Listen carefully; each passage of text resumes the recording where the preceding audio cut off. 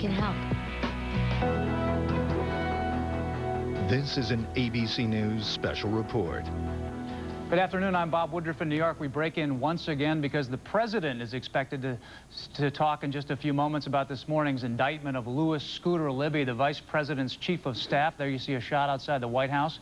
Libby is charged with 5 criminal counts of perjury, obstruction of justice, and making false statements, charges that could result in up to 30 years in prison.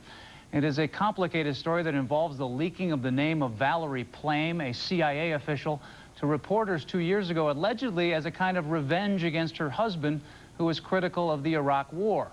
Today, Special Prosecutor Patrick Fitzgerald said Mr. Libby learned of her name and gave her identity to reporters and then lied about it when questioned by investigators and the grand jury. Libby has since resigned. The Vice President, Dick Cheney, issued a written statement essentially in support of Mr. Libby, his chief of staff. The President has not yet commented. We are waiting for him as he is about to go off to Camp David. One prominent name that was missing from this morning's indictment is Karl Rove, the President's top political advisor. He had been told that he was facing serious legal problems, but as far as we know, his status has not changed. In a statement from his lawyer, Robert Luskin, he says that status has not changed and that he is fully cooperating with the investigation. That investigation by Mr. Fitzgerald is apparently ongoing. This grand jury, which has been in panel that has brought together these charges, this indictment of Mr. Libby, will now end by law. If there is going to be more testimony for a grand jury, it would have to be a separate grand jury. There you see the President walking just in front of the White House to the podium where he will make a statement, we are told, about this morning's developments, which could have some serious political consequences for this White House. Here he is. Today, I accepted the resignation of Scooter Libby. Scooter's worked tirelessly on behalf of the American people and sacrificed much in the service to this country. He served the Vice President and me through extraordinary times in our nation's history. Special Counsel Fitzgerald's investigation and ongoing legal proceedings are serious. And now the process moves into a new phase.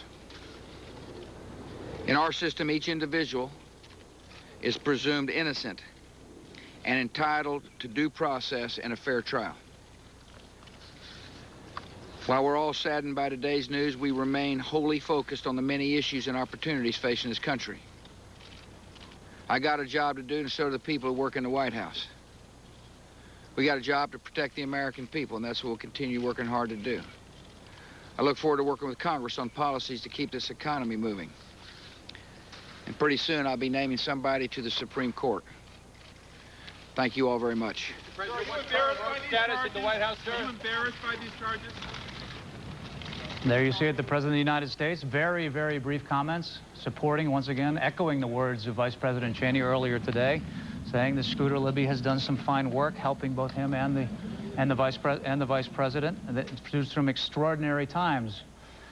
George Stephanopoulos is joining us now. This, I think what everybody's looking at the White House right now, so under siege on so many fronts. Gas prices, the war in Iraq, a Supreme Court nomination being withdrawn yesterday.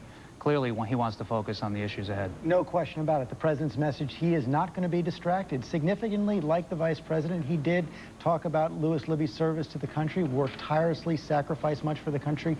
Not a word of any hint of criticism from either the president or the vice president of Mr. Libby or his actions. In fact, they emphasized that he has to have due process. He is innocent until proven guilty in a court of law, and they're not going to prejudge it in any way, shape, or form. The president's most important message is he's going to do the job of the American people. Of course, it comes at a time, as you say, of real political trouble for the president. There's good news here. The Karl Rove was not in, as we talked about. Karl Rove's name was not on this indictment. Is this going to be good news in a sense for the White House, which you'd expected possibly worse? They have to be breathing a sigh of relief that there was no mention of Karl Rove in today's indictment, but as you pointed out, Mr. Luskin, his attorney, says his status has not changed. He was still facing serious legal jeopardy. The investigation will continue, but I have to say it did seem like Mr. Fitzgerald's body language was emphasizing much more that he is almost done here.